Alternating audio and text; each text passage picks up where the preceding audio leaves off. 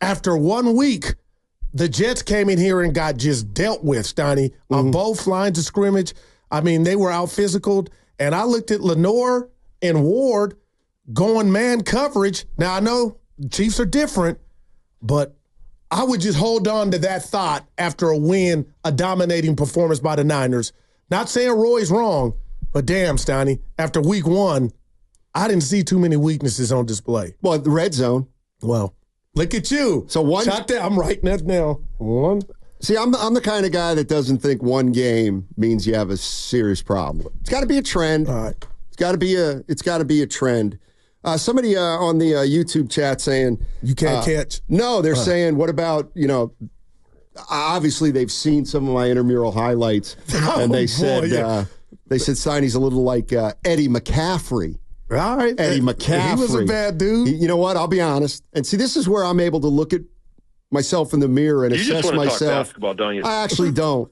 But what I will say is Eddie McCaffrey had a little more speed than me. Yeah, Eddie he was quietly pretty fast. And they used to do that salute. Denver did him and T-Dep. Man. Yeah, I was more of a plotter. I'd like to sit in zone coverage. Just pay it off. You quit because you couldn't take the pounding. It was flag football. Oh, God. It was intramurals, bro. It wasn't real football. That's like me. I could beat Jordan Bell or score on him. Not quite the same. Not quite the same. Where's he at? Jordan Bell? Yeah, I can score on him now. You know what? I'm going to guess Indonesia. That's my guess for Jordan Bell. Indonesia. I'm going to go China. Okay. That's fair. Well, you called for it. Brian Baldinger on with the morning roast today. And how good can he be? Can the Niners be without McCaffrey? How important's McCaffrey? Hey, Baldy, what do you think? But you can't play at the same level without Christian McCaffrey. Credit Jordan Mason and everything else on Monday night, but you're not going to play at the same level without him. He's just too much of a force for Kyle Shanahan to move around and put in different positions and exploit matchups in the passing game. But, he has this history now, and I'm the biggest Christian McCaffrey fan there is. But he has this history. He had 400 touches 1 year in Carolina, and he was banged up for much of the next 2 seasons. I got to throw it back. Jordan Bell in Puerto Rico right now. Yeah. Hey, you just mentioned the word trend, and Baldy brought up the Carfax report that is for Christian McCaffrey. What would trend apply here in regard to the last 2 seasons, his workload, and then what happened in Carolina where he played 3 games after? What would you say to that? My answer would be no. All right. Because here's the way I look at it. Had a lot of touches 1 year, had a lot of touches the following year, then he got hurt. Okay, that's once in his career. Now he had a lot of touches 2 years ago, a lot of touches last year. He missed the first game. Okay. I still consider it a coincidence. All right. Until further notice. Mm-hmm. But that's just me. Maybe there's something more going on here than meets the eye. But, okay. I mean, the other thing is, I'm not saying I disagree with Baldy. I agree with him that they can't play at the same level over the course of time.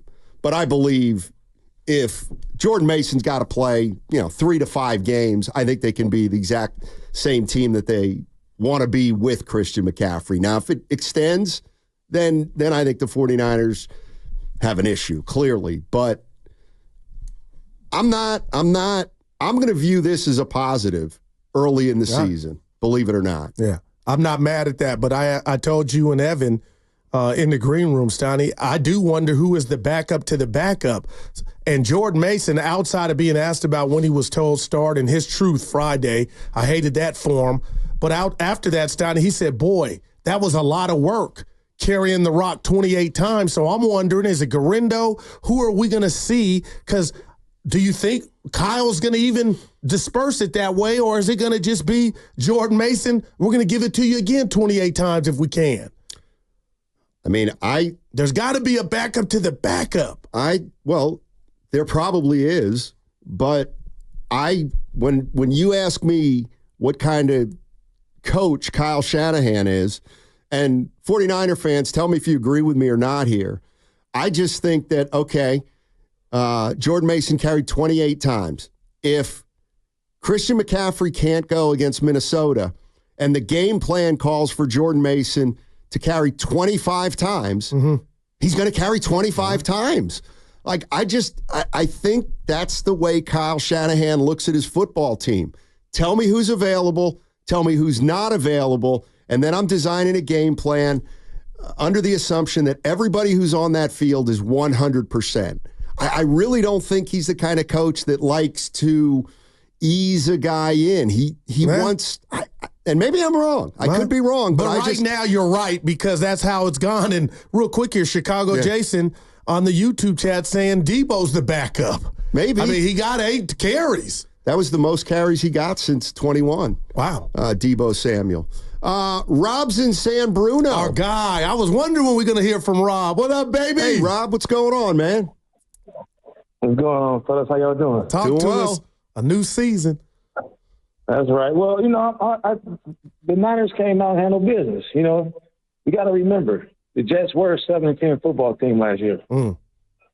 Aaron Rodgers is 40 years old. He's not the same guy. So, I mean, we handled our business. That's all that matters. So, but I'm concerned about CMC, and I feel like we can't keep carrying that boy 28 times a game, because Mason is a physical runner. He looks for contact. So I feel like we got to even out a little bit, because you're going to wear him down, and then what? So, in my opinion, I feel like they did good. We're going to be all right, but we got to remember, though, we played against Solomon Thomas and Kinlaw.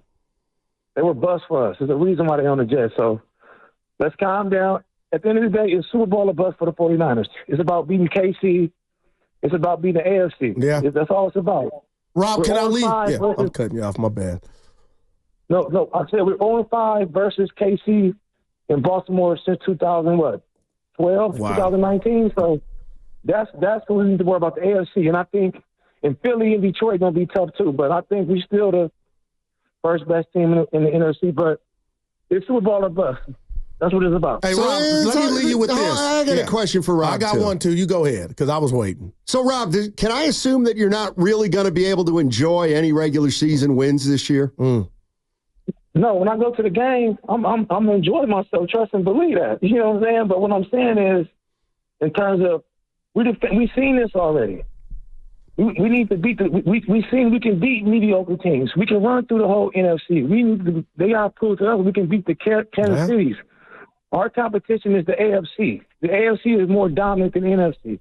There's 3 teams in the NFC. It's about 7 teams in the AFC. So, like I said, we're 0-5 versus Mahomes and Lamar. We got to beat mobile quarterbacks, and we struggle with mobile quarterbacks. Now, pocket quarterbacks, the Goffs, the Aaron Rodgers now, we eat them guys up, but it's just the mobile quarterbacks that give us problems. Yeah. I'll leave you with this, Rob, and I know what Steiny's going to say. Guru, it's football. One thing I didn't like about Monday night, you tell me what you think as a Niner fan, did you really need Debo, who you had in the backfield on kickoff returns? Is it really worth it? No, because if Purdy that guy with all these weapons, you just paid IU $30 million. You got Kittle. You're going to pay Purdy $60.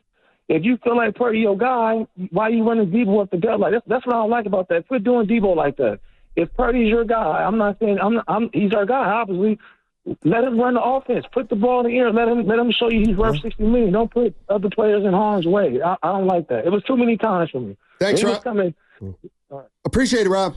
Sorry to cut you off, but thank you. Now, it's a great question, Steiny. Are you going to enjoy it? I guess Niner fans, and that's what I was alluding to before the season started, there's just an expectation that on most Sundays, they are the better team. You'll enjoy it, but, the rat on the table for the Niners and Niner fans, I believe, all season long is, are we going to get our heart broken again? 2 things I would say to Rob. One is they have proven that they can run through the NFC. You're right. But they haven't proven it this year yet because they haven't had a chance. And last year was tough in the playoffs. I get it's Super Bowl or bust, but you still have to figure out a way to win 10 games in the regular season. And maybe those will just come by accident because this team is so good and so talented. But again, it's a new year, and they're going to have to show it one more time that they are the best team in the NFC, and then they'll take their chances in the Super Bowl if they get there. The other thing is, again, I'm gonna use Monday's game to say I don't think you're onto anything here. And that is, he used Deebo Samuel to return some kicks, and he ran Deebo Samuel 8 times. Who was slow to get up a few Why? times. Yeah. Because that's what Kyle does. If Deebo Samuel can play and he thinks he needs to use him at running back, I don't think it matters if it's the first game or the third game. Yeah. So I just think this whole idea of, well, let's save some stuff. I think Kyle Shanahan goes into every week and is only thinking about that particular game. And he'll do anything and everything to win a regular season game, even if it is run Deebo Samuel 12 times. I just think that's his nature. Yeah, and I can't speak for you, but I don't even think it's about, showing what you have or keeping or hiding something. It's just about, hey, we're without arguably our best offensive player. Why even subject Deebo to more punishment and possibly lose him? Well, that's what perspective I was looking at it from. Because if Deebo Samuel can pick up some of the slack that I get that. Okay. But the kickoff, I thought that was like, and Sonny, I was in the house. You know what? I'm going to be, okay. He was slow a few times getting up on some of those runs. I'm going to be honest with you guys. It's football. Here's the bottom line. Shanahan doesn't coach scared. Fans may watch games scared. Well, I would say but at Shanahan the halves, does not coach scared. Yeah, but at the end of halves, the clock, we talked about it yesterday, Steiny, not being ultra aggressive. I think about the Super Bowl, not calling the timeout Monday night, just kind of playing for the field goal. Well, but other than that, I would agree with Here's you. the other thing about that. I think Kyle Shanahan, would he have liked a touchdown going in? Of course he would have. But the reality is, his number one objective is when they defer on the kickoff. Yeah. His number one objective is to have the ball the last 5 minutes of the second quarter and then have it again the first 5 minutes of the third quarter. The double up. Of course, if you can get a score on both, touchdowns on either, that's icing on the cake. But I think he looks at that middle portion of the game as we have a chance to dominate time of possession from midway through the second quarter to midway through the third quarter. And if we do that, the points are going to come.